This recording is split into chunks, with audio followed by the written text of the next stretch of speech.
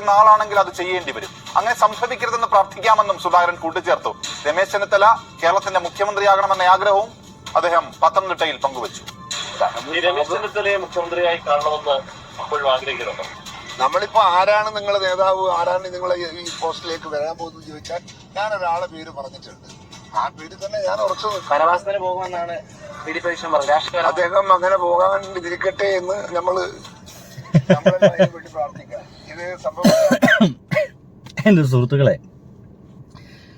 നമ്മുടെ സോഷ്യൽ മീഡിയയിലിപ്പോൾ അല്ലെങ്കിൽ ചാനലൊക്കെ ആളുകളൊക്കെ സംസാരിച്ചുകൊണ്ടിരിക്കുന്നത് എന്തുകൊണ്ടാണ് സുധാകരൻ ചേട്ടൻ ഇങ്ങനെയൊക്കെ സംസാരിക്കുന്നത് എന്നുള്ളതാണ്. ഇങ്ങനെയൊക്കെ സംസാരിക്കാൻ പാടുണ്ടോ? എന്തുകൊണ്ടാണ് ഇങ്ങനെ സംസാരിക്കുന്നത്? അതും ഇലക്ഷൻ്റെ ഈ അവസാന സമയത്തിൽ സുധാകരൻ എന്ന് പറയുന്ന കോൺഗ്രസിൻ്റെ ആ സമുന്നത നേതാവ്, കണ്ണൂരിൻ്റെ സിംഹം എന്നൊക്കെയാണ് പറയുക, ആ ഒരു മനുഷ്യൻ ഇങ്ങനെയൊക്കെ വി ഡി സതീശനെതിരെ വർത്തമാനം പറയുന്നത് എന്തുകൊണ്ടാണ് എന്നൊക്കെയാണ് പല ആൾക്കാരും ചോദിച്ചുകൊണ്ടിരിക്കുന്നത്. ഈ വനവാസം എന്നൊക്കെ പറയുന്നത് കുറച്ച് പഴയ വാക്കാണ്. നമ്മുടെ പുരാണവുമായി ബന്ധപ്പെട്ടൊക്കെയാണ് വനവാസം കിടക്കുന്നത്. പക്ഷെ ഇദ്ദേഹം പറഞ്ഞത് ഞാൻ രാഷ്ട്രീയ വനവാസത്തിന് പോകുമെന്നാണ്. അത് ഒരു തരത്തിൽ പറഞ്ഞു കഴിഞ്ഞാൽ ഇദ്ദേഹം അത് പറഞ്ഞിട്ടുണ്ട്. ആര്? നമ്മുടെ വി ഡി സതീശൻ ചേട്ടൻ അങ്ങനെ തന്നെയാണ് ഒരു വാക്ക് പറഞ്ഞിട്ടുള്ളത്. ഇനി ഒരു പക്ഷെ അദ്ദേഹം അത് പറഞ്ഞിട്ടില്ല എന്ന് പറയുന്നതിനാൽ ഒരു വീഡിയോ കൂടി നിങ്ങൾക്കൊന്ന് കാണിച്ചു തരാം കേട്ടോ. അതിലതുണ്ട്.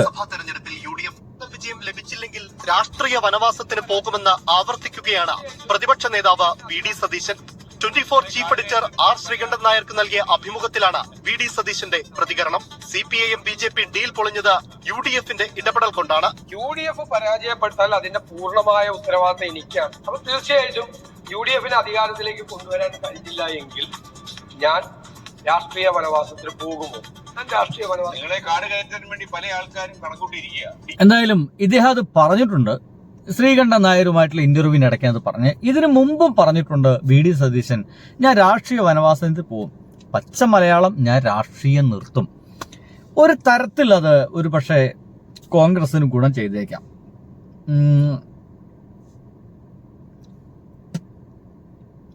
ഒരു പക്ഷേ അത് കോൺഗ്രസിന് ചിലപ്പോൾ ഗുണം ചെയ്തേക്കാം. എനിക്ക് വലിയ പിടുത്തൊന്നുമില്ല. എന്തൊക്കെയായാലും ഇദ്ദേഹം രാഷ്ട്രീയ വനവാസത്തിന് പോകുമെന്ന് പറഞ്ഞപ്പോൾ എന്നാ അങ്ങനെ പൂവച്ച പോയിക്കോട്ടെ എന്ന് എന്തുകൊണ്ടായിരിക്കാം ഈ സുധാകരൻ ചേട്ടൻ ഇങ്ങനെ ഒരു എന്താ പറയുക ഇതില്ലാതെ പറയാൻ കാരണമുണ്ടായിരിക്കുക? ഒരല്പം പഴയ വീഡിയോയിലേക്ക് ഒന്ന് പോവാം. ഒരിക്കൽ ഈ പ്രായം ചെന്ന സുധാകരൻ എന്ന് പറയുന്ന ഒരു മനുഷ്യനെ ഇരുത്തി അപമാനിച്ചിട്ടുണ്ട് വി ഡി സതീശൻ. അതൊന്നും ചെയ്യാൻ പാടില്ലാത്തായിരുന്നു. ഒരുപക്ഷെ അന്ന് മുതലുള്ള കലിപ്പൊക്കെ ഇദ്ദേഹത്തിന് ഉണ്ടായിരിക്കാമെന്നാണ് എനിക്ക് തോന്നുന്നത്. കണ്ടോക്കൂ.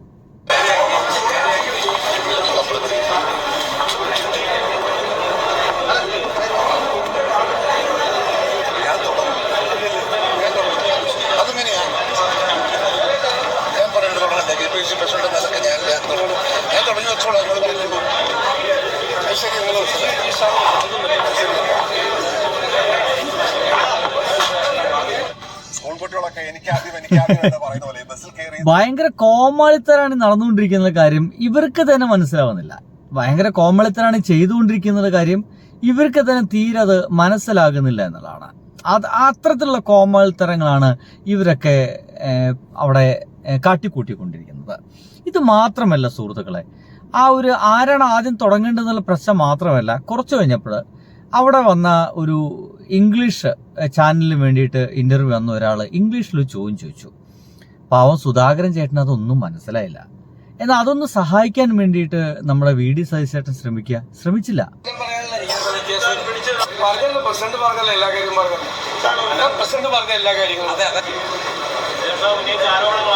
ഇനിയുള്ള സംയുക്ത വാർത്താ സമ്മേളനങ്ങളിൽ ആരാദ്യം പറയും എന്നത് നേരത്തെ നറുക്കിട്ടെടുത്ത് എന്തായാലും ഇത് അന്ന് ഇറങ്ങിയൊരു ട്രോളാണ്. ആരാദ്യം പറയുന്നുള്ളൊരു ട്രോളൊക്കെ അന്ന് ഇറങ്ങിയിരുന്നു.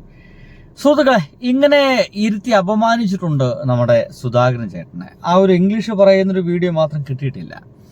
എന്നാൽ ഇപ്പോഴിങ്ങനെ രാഷ്ട്രീയ വനവാസത്തിന് വി ഡി സതീശൻ പോവുകയാണെങ്കിൽ പോയിക്കോട്ടെ, അങ്ങനെ സംഭവിക്കാതിരിക്കാൻ നമുക്ക് എല്ലാവർക്കും കൂടി പ്രാർത്ഥിക്കാം എന്ന് ഒരു മടിയും കൂടാതെ ചാനലിന് മുമ്പിൽ ഈ ഒരു അവസാന നിമിഷത്തിലും ഇദ്ദേഹം പറയണമെന്നുണ്ടെങ്കിൽ അതിന്റെ പുറകില് വ്യക്തമായിട്ടുള്ള വേറെ കാരണമുണ്ടെന്നുള്ളതാണ്. ആ കാരണം നമുക്കൊന്ന് കണ്ടോക്കാം. തന്നെ സ്ഥാനാർത്ഥിയാക്കരുത് എന്നാവശ്യപ്പെട്ട് KPCC പ്രസിഡന്റ് സണ്ണി ജോസഫും പ്രതിപക്ഷ നേതാവ് VD സതീശനും കേന്ദ്ര നേതൃത്വത്തിന് അയച്ചത് എന്ന തരത്തിൽ പ്രചരിക്കുന്ന കത്ത് വ്യാജമല്ല എന്ന് കെ സുധാകരൻ. ഇക്കാര്യത്തിൽ വസ്തുത തേടി DGPക്കും ഹൈക്കമാൻഡിനും പരാതി നൽകുമെന്നും കെ സുധാകരൻ 24നോട് പറഞ്ഞു.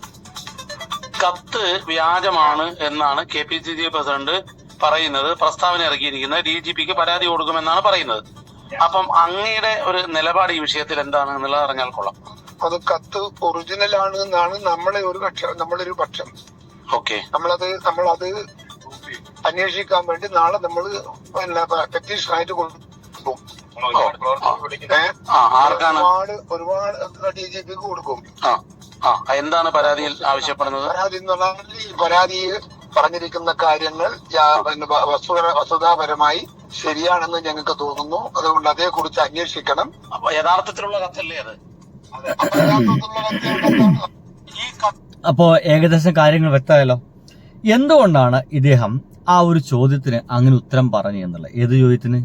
100 സീറ്റ് കിട്ടിയില്ലെങ്കിൽ VD സതീശൻ രാഷ്ട്രീയ വനവാസത്തിന് പോകേണ്ടി വരുമെന്ന് കെ സുധാകരൻ. വാക്കുപാലിക്കുന്ന ആളാണെങ്കിൽ അത് ചെയ്യേണ്ടി വരും. അങ്ങനെ സംഭവിക്കരുതെന്ന് പ്രാർത്ഥിക്കാമെന്നും സുധാകരൻ കൂട്ടിച്ചേർത്തു.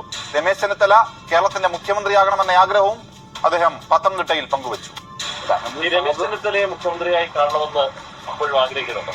നമ്മളിപ്പോ ആരാണ് നിങ്ങളുടെ നേതാവ്, ആരാണ് നിങ്ങളെ ഈ പോസ്റ്റിലേക്ക് വരാൻ പോകുന്നത് ചോദിച്ചാൽ ഞാൻ ഒരാളെ പേര് പറഞ്ഞിട്ടുണ്ട്.